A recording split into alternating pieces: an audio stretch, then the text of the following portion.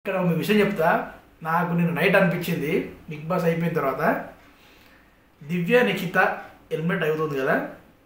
దివ్య నిఖిత వచ్చింది ఇప్పుడు 3 వీక్స్ తర్వాత 4 వీక్స్ తర్వాత వచ్చి ఒక టాస్క్ ఇచ్చారు బిగ్ బాస్.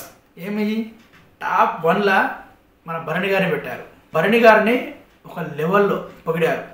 మీ గేమ్ సూపర్, మీరు టాప్ 1లో ఉన్నారన్నట్టు మస్తు. అప్పటి నిజంగా ఒకటేపటి భరణి గారు టాప్ 1లో ఉన్నారు. అప్పుడు కళ్యాణ్ అసలు నువ్వు ఎందుకు వచ్చావు, అసలు నువ్వు గేమ్ ఏం ఆడతావు, అసలు నువ్వు ఎందుకు వచ్చినావు అని చెప్పింది డైరెక్ట్గా.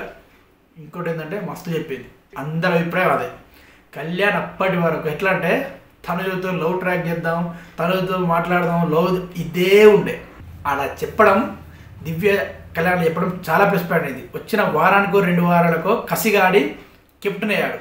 కెప్టెన్ అయ్యి కూడా ఆ కెప్టెన్ బ్యాడ్జ్ దివ్యతో పెట్టించుకున్నాడు కావాలని. అక్కడి నుంచి వెళ్ళి కళ్యాణ్ పడాల ఆట మార్చుకుంటూ ఇప్పుడు ఈ పొజిషన్కి వచ్చాడు.